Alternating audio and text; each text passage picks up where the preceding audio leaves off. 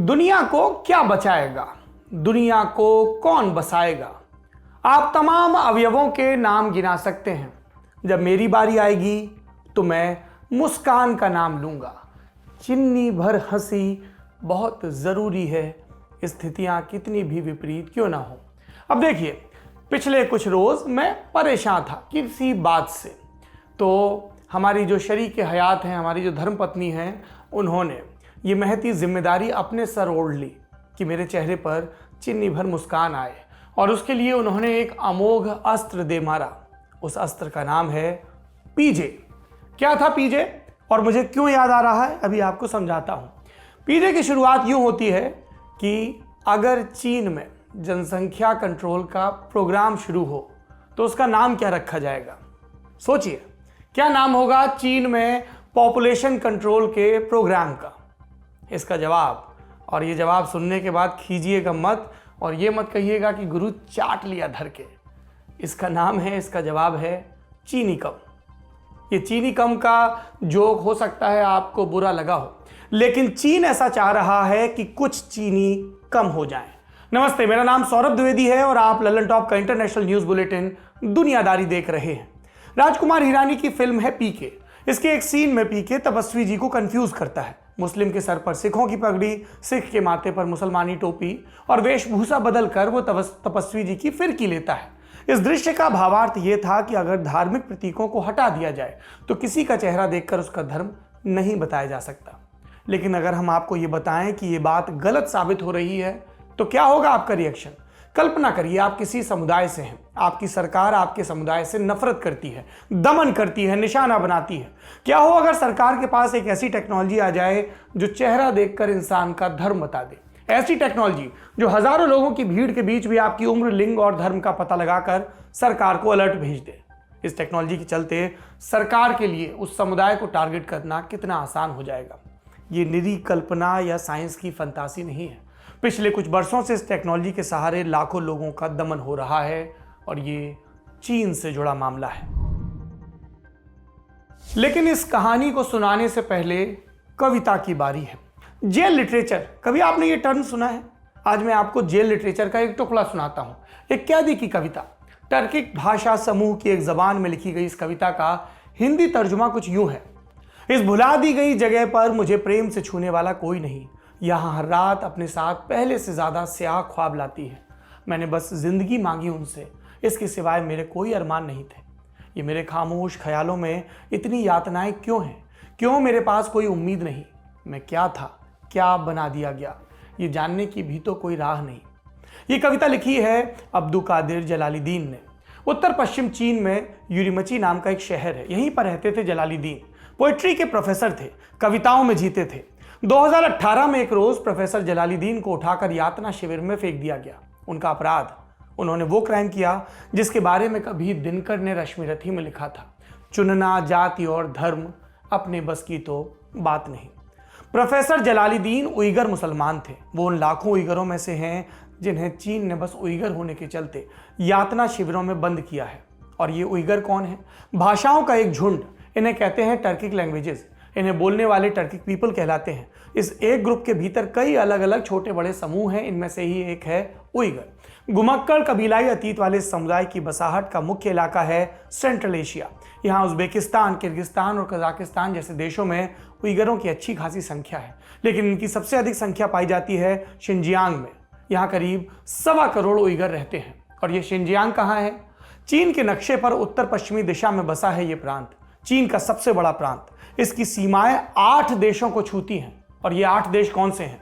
रूस, Kazakhstan, Kyrgyzstan, Tajikistan, Pakistan, Afghanistan, Mongolia और भारत। क्या शिनजियांग हमेशा से चीन का हिस्सा था? नहीं। चीन के राजाओं ने 18वीं सदी में इस इलाके पर कब्जा किया, लेकिन यहाँ के लोग खुद को सांस्कृतिक तौर पर चीनियों से अलग पाते थे, चीन से आजाद होना चाहते थे। उन्हें यह मौका मिला 1949 में। चीन के गृह युद्ध का फायदा उठाकर शिनजियांग ने खुद को आजाद घोषित कर दिया और खुद को कहा पूर्वी तुर्किस्तान। लेकिन शिनजियांग की यह आजादी कुछ ही दिन चली। 1949 के ही बरस में माओ के कम्युनिस्ट चीन ने दोबारा इस हिस्से पर कब्जा कर लिया। शिनजियांग भूगोल और प्राकृतिक संसाधन दोनों लिहाज से बहुत अहम था। चीन को इस इलाके की जरूरत थी, लेकिन उसे इस इलाके में बसने वाले लोगों से परेशानी थी। और ये परेशानी जुड़ी थी धर्म से। शिनजियांग में ज्यादातर जनसंख्या इस्लाम मानती थी। इनमें सबसे बड़ा ग्रुप था उइगरों का। इन मुस्लिम समूहों का अपनी धार्मिक और सांस्कृतिक पहचान के प्रति आग्रह था और ये बात कम्युनिस्ट विचारधारा थोपने की चीनी जिद से मेल नहीं खाती थी। इसे काउंटर करने के लिए चीन ने शिनजियांग की डेमोग्राफी बदलनी शुरू की। अलग अलग हिस्सों से लाकर हान समुदाय को यहाँ बसाया जाने लगा, जो वहाँ का बहुसंख्यक समुदाय है। 1949 में जो हान कम्युनिटी यहाँ केवल 6% थी, वो नई सदी आते आते 50% हो गई। 1949 में उइगर 76% थे, अब वो 35 से 40% पर पहुंच गए। और ऐसा नहीं कि चीन ने सिर्फ शिनजियांग की आबादी का हिसाब किताब ही बदला हो, उसने सांस्कृतिक आधार पर भेदभाव भी किया। लोगों पर मंडारिन भाषा थोपी, उन पर धर्म छोड़ने का दबाव बनाया। 1958 से ही सोशल इंटीग्रेशन के नाम पर चीन ने उइगर समेत बाकी अल्पसंख्यक समुदायों का चीनीकरण करना शुरू किया। कल्चरल रेवोल्यूशन की आड़ में इन पर अत्याचार किए गए और इस वजह से उइगरों का एक धड़ा मिलिटेंसी की तरफ मुड़ने लगा। इस भावना को जोर मिला 90 के दशक में और इसकी वजह थी सोवियत का विघटन। इस दौर में सेंट्रल एशिया के कई देश सोवियत से आज़ाद होकर इस्लामिक मुल्क बन गए। इसे देखकर शिनजियांग के उइगरों में भी अलगाववाद की भावना बढ़ी। उन्होंने कई सेपरेटिस्ट ग्रुप बना लिए। इन चरमपंथी समूहों को सेंट्रल एशिया में बसे उइगरों से सपोर्ट मिला। चीन ने इसे अपनी राष्ट्रीय सुरक्षा के लिए खतरा माना और उसने शिनजियांग में उइगरों का दमन तेज कर दिया। इस दमन के जवाब में उइगर मिलिटेंट्स भी समय समय पर हिंसा करते रहे। 2009 के साल में यह हिंसा और बढ़ गई। इस बरस एक कारखाने में हान और उइगरों के बीच मारकाट हुई, 156 लोग मारे गए और इसके बाद चीन ने शिनजियांग को एक सर्विलांस और पुलिस स्टेट में तब्दील करना शुरू कर दिया। क्या किया इसके लिए चीन ने? उसने शिनजियांग के मुस्लिमों पर कई तरह के प्रतिबंध लगाए। रोजा पर प्रतिबंध, दाढ़ी रखने पर प्रतिबंध, बुर्का इस पर प्रतिबंध, कुरान पर, मस्जिद बैन, धार्मिक तरीके से शादी बैन, उन्हें सुअर का मांस खाना होगा, शराब पीनी होगी, वो अपनी कम्युनिटी में शादी नहीं कर सकते, सरहद पार के रिश्तेदारों को फोन कर लें तो गिरफ्तार हो सकते हैं। ये सारी कोशिशें नस्ली सफाई का तरीका मानी गई। अभी क्या स्थिति है शिनजियांग की? चीन ने इस प्रांत को एक बड़ी जेल में तब्दील कर दिया है, जहां दर्जनों यातना शिविर हैं। एक किस्म का रिसाइकलिंग का प्रोसेस, जिसमें आप उइगरों को भेजें, फिर उनका पूरा विचार परिवर्तन करें, वो पूरी तरह से चीनी बनकर निकलें और अपनी सारी धार्मिक मान्यताओं को तज दें। इस शिविर में बच्चों को माँ बाप से अलग करके भी उनका ब्रेन वॉश किया जाता है या उनको चीन की सरकार के हिसाब से तैयार किया जाता है। इन टॉर्चर कैंप्स में कितने लोग बंद हैं? अंतर्राष्ट्रीय संगठनों और मीडिया रपटों के मुताबिक ये संख्या 20 से 30 लाख तक हो सकती है। और ऐसा नहीं कि ये किसी तरह का अपराध करने पर कैंप भेजे जाएं।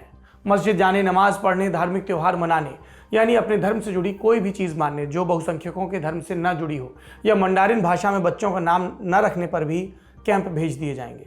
रिश्तेदारों और पड़ोसियों को भी जेल हो सकती है कि उन्होंने समय रहते इस कथित अपराध की सूचना सरकार को क्यों नहीं दी। चीन इस पूरे टॉर्चर कैंप को बहुत प्रोटेक्ट करता है, सीक्रेसी मेंटेन करता है। इसके बावजूद कई चीज़ें लीक हुई। ऐसे ही कुछ दस्तावेजों के सहारे पता चला कि ऐसे मुस्लिम जिन्होंने अपने बुजुर्गों से धार्मिक शिक्षा हासिल की थी, उन्हें स्टेट के लिए खतरा मानकर कैंप भेज दिया गया। ये तक किया गया कि बंद मुस्लिम महिलाओं का जबरन ऑपरेशन किया गया ताकि वो बच्चे ना पैदा कर सकें। और इस कैंप से मुक्ति तब मिलती है जब आपको एक रिव्यू कमेटी रिहा होने के लायक माने, सर्टिफिकेट दे कि आपकी सोच बदल गई, अब आप धार्मिक नहीं रहे, आपको अपनी गलतियों का एहसास है और आपने चीनी सरकार के बताए मुताबिक जीने का वादा किया है। इसी सूरत में रिहाई मिलेगी। इसके बावजूद रिहाई के 24 घंटे नज़र रखी जाएगी। दोबारा शक तो दोबारा से टॉर्चर कैंप, और यहाँ बिठाकर खाना नहीं खिलाया जाता, दिन रात बंधुआ मजदूरी होती है। शिनजियांग में चीन के टॉर्चर मेथड इतने व्यापक और क्रूर हैं कि इस पर दसियों किताबें लिखी जा सकती हैं। सवाल ये पूछा जा सकता है कि आज इस सब का जिक्र क्यों? इसलिए कि उइगरों से जुड़ी एक खबर नेदरलैंड से आई है। यहाँ आईसीसी यानी कि इंटरनेशनल क्रिमिनल कोर्ट है। इस अंतर्राष्ट्रीय न्यायालय का गठन हुआ था 2002 में। मकसद दुनिया के भीषण अपराधों में पीड़ितों को न्याय मिले, और इसी वादे पर भरोसा करके जुलाई 2020 में कुछ उइगर आईसीसी पहुंच गए। शिनजियांग में हो रहे नरसंहार और मानवाधिकार अपराधों के एवज में चीन की जांच की अपील लेकर। इस अपील पर 14 दिसंबर को आईसीसी से खबर आई। इसे ऑफिस ऑफ प्रोसिक्यूटर ने रिलीज किया। कहा कि इन कथित अपराधों पर हम कोई कार्रवाई नहीं कर सकते, इसलिए कि ये अपराध जहां हो रहे हैं वो चीन का इलाका है और चीन आईसीसी के सदस्य देशों में नहीं है। अपील में एक और बात कही गई थी। निर्वासन में रह रहे उइगरों का कहना था कि चीन उन्हें जबरन विदेशों से डिपोर्ट करवा रहा है। ताजिकिस्तान और कंबोडिया जैसे मुल्कों में रह रहे चीनी उइगर जबरन शिनजियांग लाए जा रहे हैं। ये दोनों तो आईसीसी के सदस्य हैं, यहाँ तो आईसीसी दखल दे सकता है। ऑफिस ऑफ प्रोसिक्यूटर ने इस अपील को भी खारिज कर दिया, ये कहकर कि इन शिकायतों का फिलहाल कोई आधार नहीं है। ऑफिस ऑफ प्रोसिक्यूटर भले इस डिपोर्टेशन वाली बात को no basis to proceed at this time कहे, लेकिन ये डिपोर्टेशन हो रहे हैं। इंटरनेशनल मीडिया की रफ्तों के मुताबिक उइगरों पर हो रहे जुल्म बस चीन तक सीमित नहीं, चीन से भागकर विदेश पहुंचे उइगरों को भी टारगेट किया जा रहा है। शिनजियांग में बसे उनके परिवार के सहारे ब्लैकमेल करके उन्हें वापस चीन आने को मजबूर किया जा रहा है। इंटरपोल के एक बड़े अधिकारी, उनके हवाले से आपको एक चीज बताता हूं इस संदर्भ में। मेंग होंगवेई, चीन के रहने वाले मेंग 2016 में इंटरपोल के प्रेसिडेंट रहे थे। सितंबर 2018 में वो किसी काम से चीन गए, लापता हो गए। 2 हफ्ते बाद खबर आई, चीन ने हिरासत में रखा। खबरों के मुताबिक इस डिटेंशन की वजह उइगरों से जुड़ी थी। चीन चाहता था कि मेंग इंटरपोल में अपने ओहदे का इस्तेमाल कर विदेश भागे चीनी उइगरों के खिलाफ वारंट निकाले, चीन वापस लाने में मदद करे। मेंग इससे हिचक रहे थे और इसीलिए डिटेन कर लिए गए। यह भी ऑन रिकॉर्ड है कि चीन फ्रांस जैसे यूरोपीय देशों में रह रहे उइगरों को तंग करता है। फ्रांस के अपने घर, दफ्तर, बच्चों के स्कूल, फोटो, पहचान पत्र की स्कैन कॉपी, मैरिज सर्टिफिकेट, ये सारी जानकारियां देने के लिए फोर्स करता है।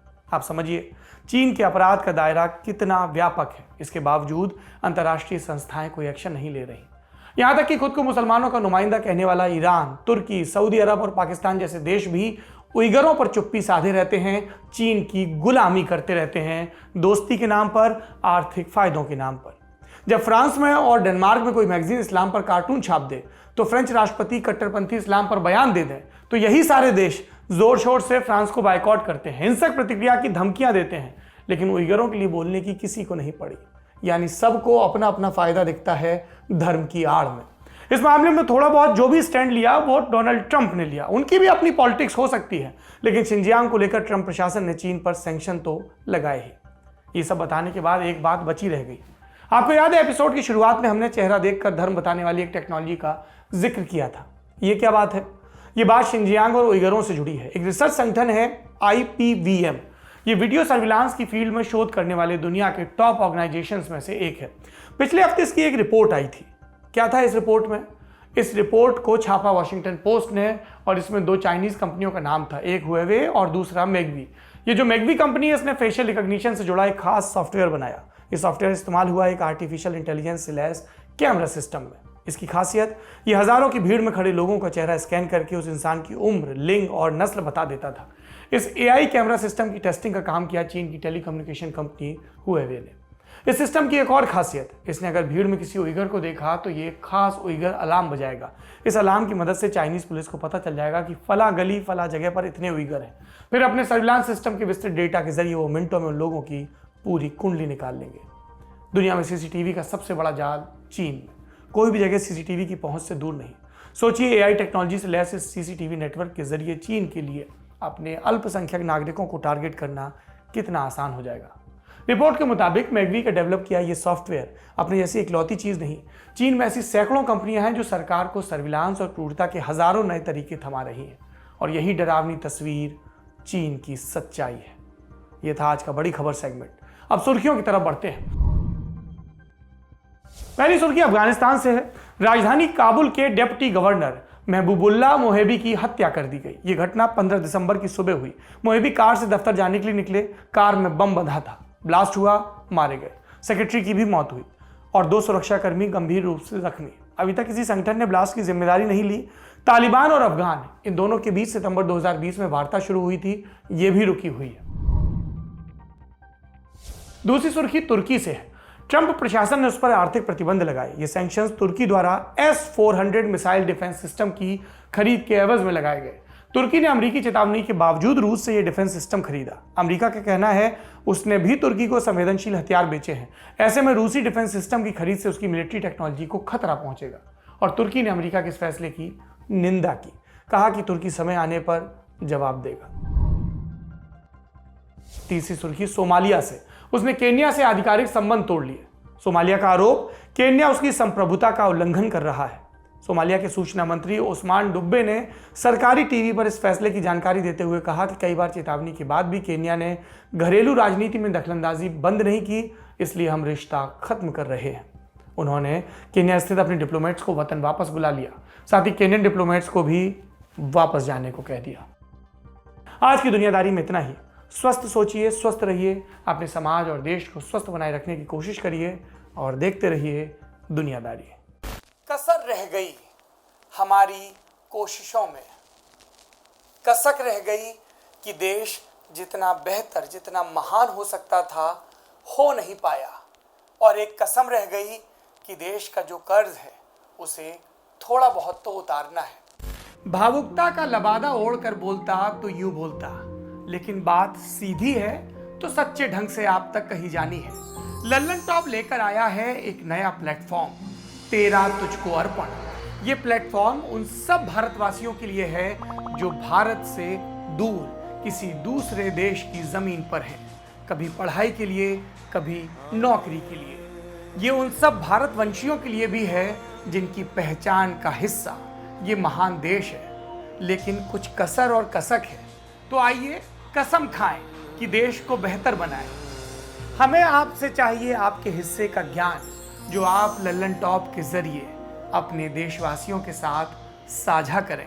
ये मस्ती के पल भी हो सकते हैं जब आप कहीं घूमने जाएं और आपको लगे कि सिर्फ मेरे यार दोस्त और परिवार वाले ही क्यों, पूरा देश जाने इन नायाब चीज़ों के बारे में।